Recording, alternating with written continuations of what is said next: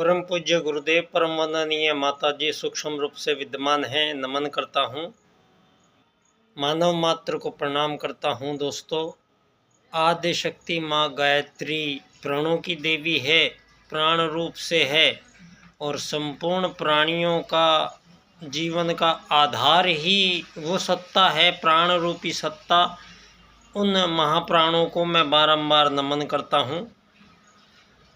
दोस्तों, आज का विषय पंडित दीनदयाल उपाध्याय जी के वो 4 राजनीतिक सूत्र जो आज की राजनीति में और विश्व की राजनीति में आमूल चूल परिवर्तन करने की सामर्थ्य इन सूत्रों के अंदर समाहित है। और चूँकि विगत 25 वर्ष से पंडित दीनदयाल उपाध्याय जी के जन्मस्थली धानक्या स्टेशन जयपुर राजस्थान पर परम पूज्य गुरुदेव की अनुकंपा से रहने का अवसर प्राप्त हुआ और इसी दौरान इनके 4 राजनीतिक सूत्र मैंने अध्ययन मनन चिंतन किया। और अब मैं समझता हूँ कि इनके 4 राजनीतिक सूत्रों की व्याख्या करने की सामर्थ्य परम पूज्य गुरुदेव ने प्रदान करी है। और जब मैंने इनके 4 राजनीतिक सूत्रों को अध्ययन किया तो बेहद चमत्कारी एक ऐसे विषय निकल कर आ रहे हैं राजनीति में, जो मानवों को अति प्राचीन काल की प्रारंभिक राजनीति जिसको जहाँ से वाद का प्रारंभ हुआ। राजनीति में वाद एक महत्वपूर्ण शब्द है और इस वाद से ही राजनीति को संचालित किया जाता रहा है धरती पर। दोस्तों, आज सारी दुनिया के सामने मानव के धरती पर आगमन के संबंध में बहुत त्रुटियां पूर्ण यहाँ बातें हुई हैं और सारे संसार को एक तरीके से मूर्छित करके और ये बात फैला दी गई सारी दुनिया में कि इन 2000 सालों में मानव पहले जंगलों में रहते थे, जानवरों के जैसे रहते थे, नंगे रहते थे, जानवरों का शिकार करते थे, कच्चे जानवरों को मारकर खाते थे। इस तरह की मानव के आगमन के संबंध में यहाँ सारे संसार में ये बातें फैलाई गई हैं। उसमें विज्ञान के चार्ल्सवाद का, डार्विनवाद का, विकासवाद के सिद्धांत के इन्होंने रूपरेखा में ये सारी बातें की हैं। और आज सारी दुनिया के शिक्षा जो चल रही है, जो बच्चों को पढ़ाया जाता है, जो आने वाली पीढ़ियों को जो ज्ञान दिया जा रहा है, वो अधूरा अज्ञानपूर्ण ज्ञान सारी दुनिया में प्रसारित किया गया है। और यहाँ 2000 सालों को ही महत्वपूर्ण मानकर मानव जीवन की संपूर्ण जो दशा और दुर्दशा आज है सारी दुनिया में, मानव वर्सेस मानव का जो पैटर्न है, मानवों के बीच इन 2500 वर्षों में ये कुछ शब्दावलियाँ यहाँ पहले कभी नहीं थी, इन 2500 सालों में प्रयोग की गई है, जिनमें सबसे जो गलत कार्य हुआ है धरती पर वो है मानवों को किसी को गुलाम बनाना और मानव को गुलाम बनाया और फिर मानव को आज़ादी बांट रहा है। ये कतई संभव नहीं है। किसी एक ही प्रजाति के जीवों के मध्य किसी भी प्रकार की आज़ादी संभव नहीं है। दोस्तों, आत्मत सर्वभूतेषु और वसुधैव कुटुम्बकम 2 वैदिक सूत्रों के अनुसार आप देख सकते होंगे परम सत्ता परमात्मा ने यहाँ 84 लाख प्रकार के जीव शरीरों के अंदर जीवन विद्यमान है।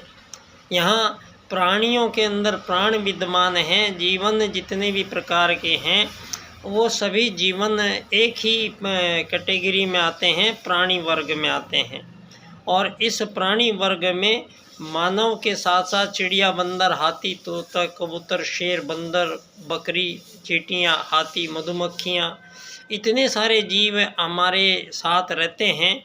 और हमारे यहाँ पर अब जो भ्रम फैला है, ये भ्रम इन 2500 वर्षों में मानव के आगमन के संबंध में कि मानव यहाँ मछली बंदर से होते हुए और एक साथ बहुत सारे इंसान बनते चले गए हैं, इस प्रकार मानव का धरती पर आगमन हुआ है। और मानव यहाँ नंगे रहते थे और जानवरों को मारकर उनका शिकार कर कर जानवरों को खाते थे, और इस तरह का मानव वर्सेस मानव का पैटर्न को सिद्ध करने की और साबित करने की ये कोशिश यहाँ पर की गई है। और इस बात का खुलासा धरती पर पहली बार किसी राजनेता ने यहाँ संपूर्ण रूप से मानव के बारे में चिंतन किया है, और मानव की पूर्ण परिभाषा के साथ साथ मानव जीवन का, मानव का परिचय क्या है और मानव का उद्देश्य क्या है, ये दो बातें यहाँ सनातन काल से ही मानव आगमन के संबंध में विचार होते रहे हैं। और यहाँ इस धरा पर ऐसे समय पर जहाँ युग परिवर्तन की बेला में हम लोग पहुँच चुके हैं, उस युग परिवर्तन की बेला में आज हम आप सब लोगों से इस बात पर विचार कर रहे हैं। दोस्तों, परम पूज्य गुरुदेव स्वयं महाकाल सत्ता इस धरती पर ऐसे समय पर आते हैं जब युग को बदलने की आवश्यकता उस परम सत्ता परमात्मा को हुई है। और इस धरती पर यहाँ कई बार ऐसा हुआ है कि परम सत्ता परमात्मा की इच्छा जब यहाँ बदलाव करने की, परिवर्तन करने की हुई है, तो यहाँ युग परिवर्तन कई अनेकों बार युग परिवर्तन हुए हैं। इसी कड़ी में ये विशाल युग परिवर्तन की बेला आन पहुँची है, और जहाँ स्वयं महाकाल युग निर्माण योजना के माध्यम से प्रस्तुत हुए हैं और मानव के बारे में संपूर्ण चिंतन करते हुए मानव के परिचय के संबंध में परम पूज्य गुरुदेव की प्रथम पुस्तक मैं क्या हूँ को आधार बनाते हुए यहाँ राजनीति में पंडित दीनदयाल उपाध्याय जी आत्मत सर्वभूतेषु के सूत्र की सिद्धि यहाँ राजनीति में एकात्म मानववाद के रूप में करते हैं।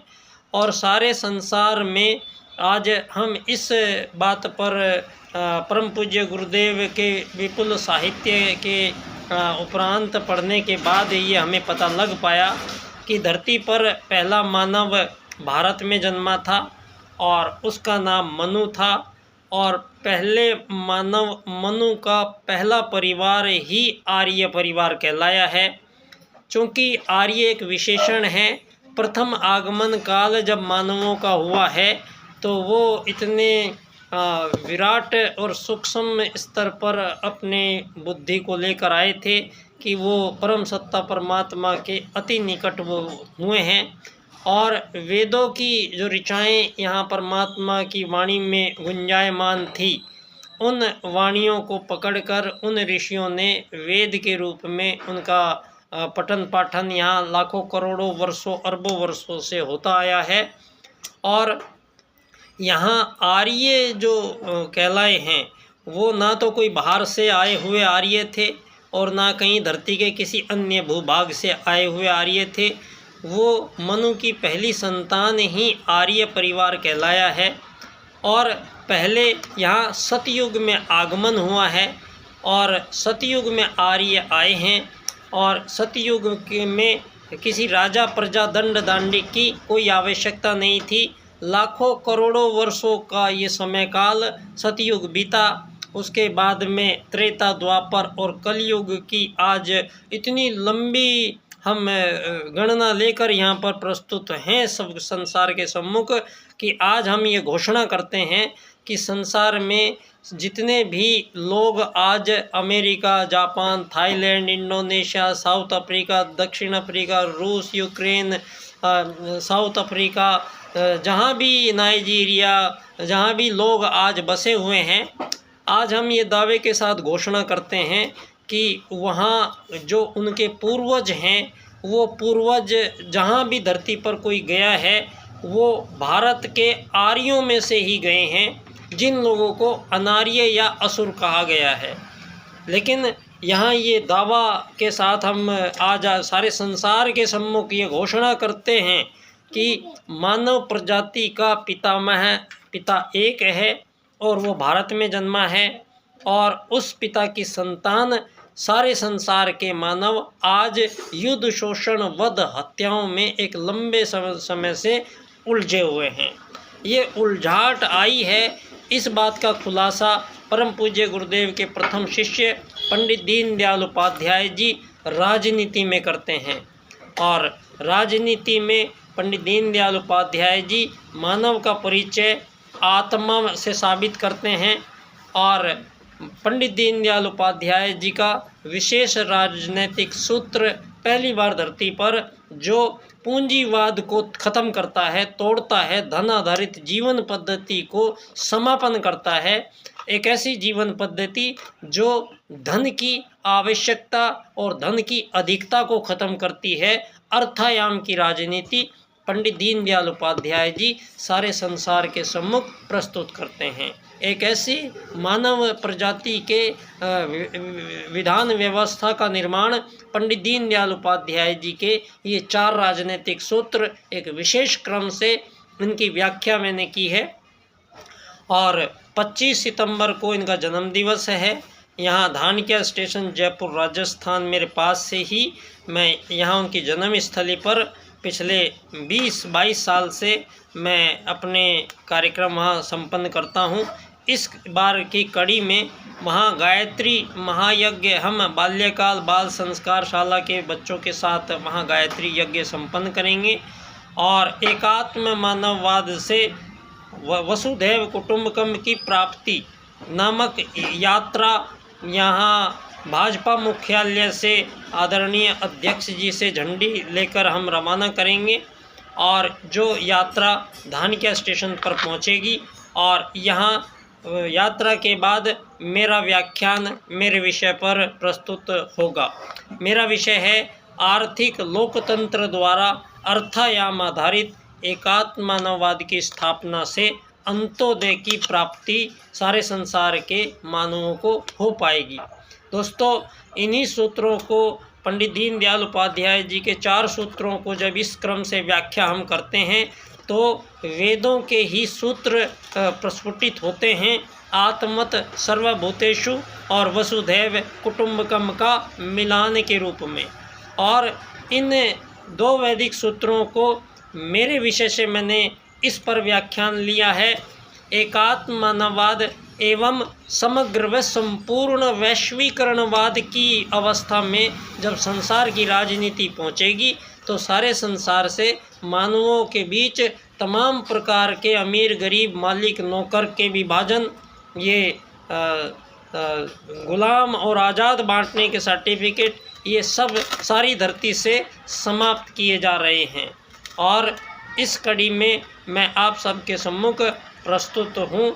बच्चा डॉक्टर की ओर से सभी को पुनः प्रणाम करता हूँ। धन्यवाद।